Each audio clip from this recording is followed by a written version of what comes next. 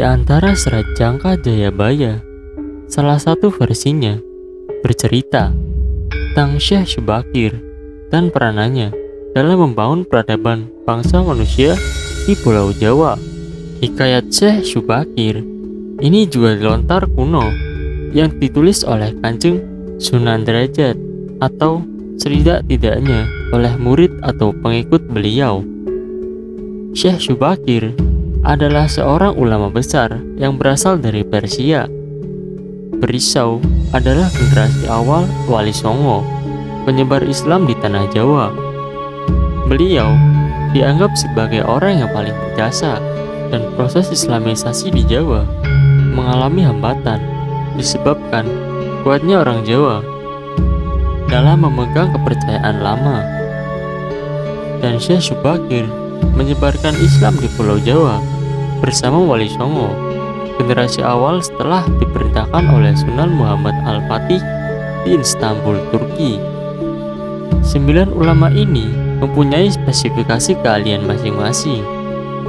Ada yang ahli tata negara, ahli pengobatan, ahli tumbal, dan lain sebagainya.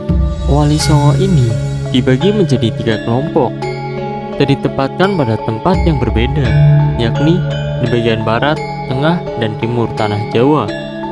Konon, hambatan penyebaran Islam di Jawa oleh keberadaan bangsa jin yang menempati setiap pulau Jawa. Bangsa jin ini dipimpin oleh Sabtu Palon atau Kyai Semar yang bersemayam di puncak Gunung Tidar, Magelang, Jawa Tengah. Syekh Syubakir yang ahli ilmu batin segera melakukan pembersihan dengan menancapkan tumpal yang berupa batu hitam di puncak Gunung Tidar. Seluruh Jawa bergejolak. Seluruh bangsa jin yang menguasai tanah Jawa merasakan kepanasan hingga lari tunggang langgang menyeberang ke lautan atau menepi di pulau Jawa yang terpencil, dan sebagian yang lain ada yang harus mati. Dan melihat hal tersebut, Sabtu Palon yang telah 9.000 tahun bersemayam di puncak Tidar keluar dalam bentuk manusia, berdiri di hadapan Syekh Syubakir, dan terjadilah pertempuran di antara keduanya. Konon, setelah terjadinya pertempuran antara keduanya selama 40 hari dan 40 malam, Sabtu Palon merasakan kewalahan dan menawarkan gencatan senjata. Sabtu Palon menawarkan beberapa poin dalam upaya penyebaran Islam di Jawa.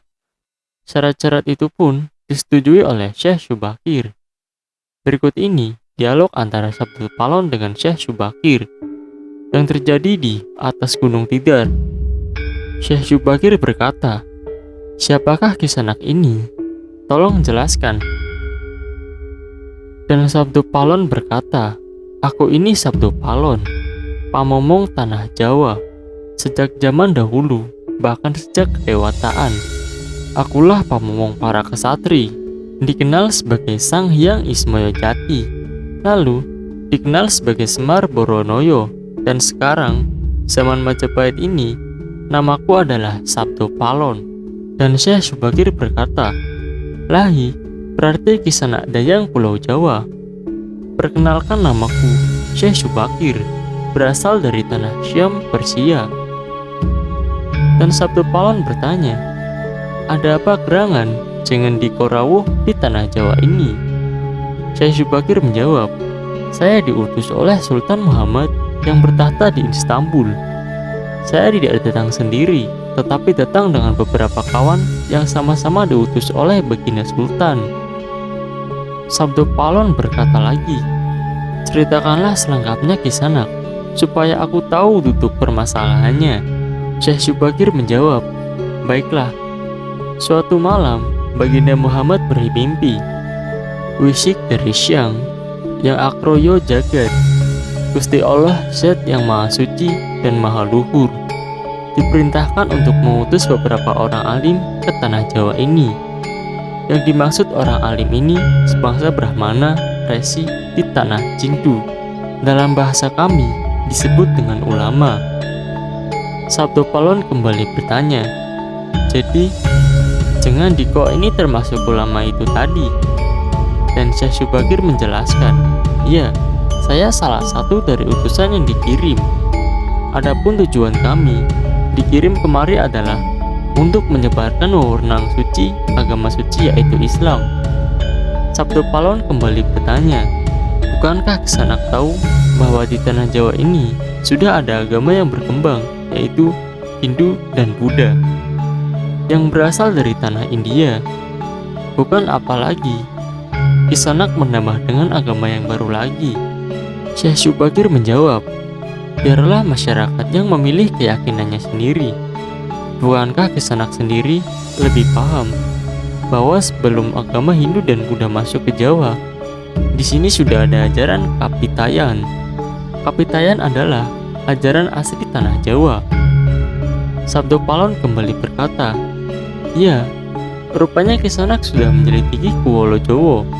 Di sini, sejak zaman sulum ada agama Hindu dan Buddha, sudah ada Kapitayan asli. Kapitayan adalah kepercayaan yang berkembang pada anak cucu di Nusantara ini." Syekh Syubakir balik bertanya, "Jika berkenan, tolong ceritakan bagaimana Kapitayan yang ada di tanah Jawa ini."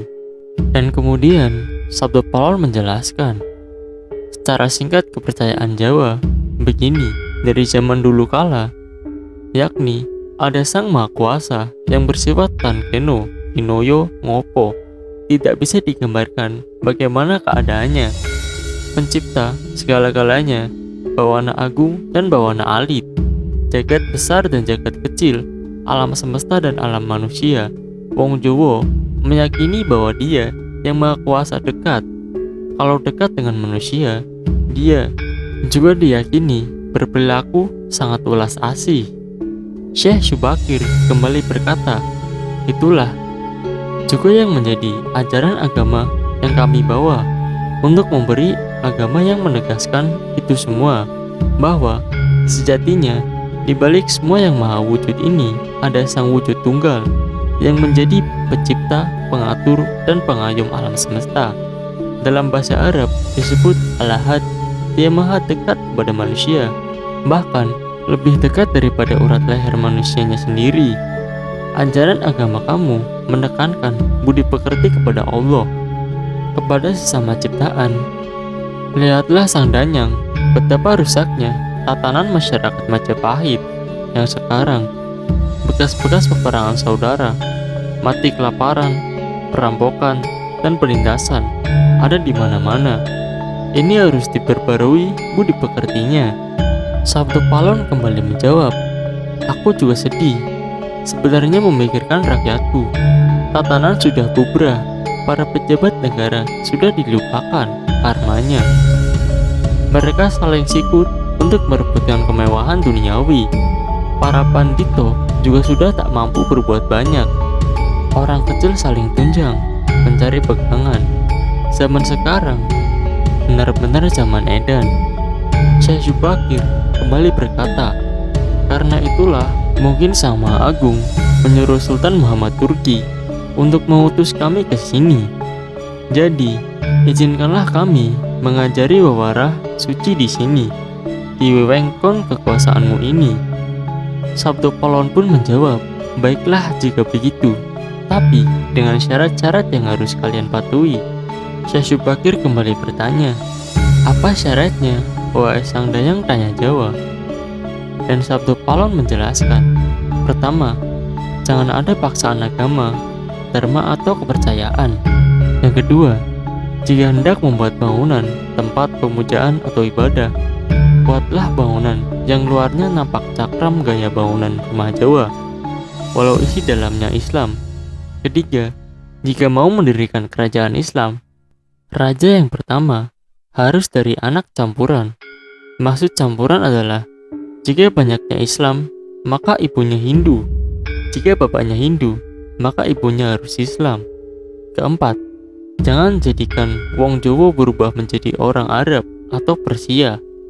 Biarkan mereka tetap menjadi orang Jawa dengan kebudayaan Jawa walaupun agamanya Islam. Karena agama setahu saya adalah dharma, yaitu lelaku hidup atau budi pekerti. Hati-hati kalau sampai orang Jawa hilang Jawanya. hilang kepribadiannya, hilang budi pekertinya yang adil luhung, maka aku akan datang lagi. Ingat itu, 500 tahun lagi. Jika syarat-syarat ini kau abaikan, aku akan muncul membuat goro-goro atau gara-gara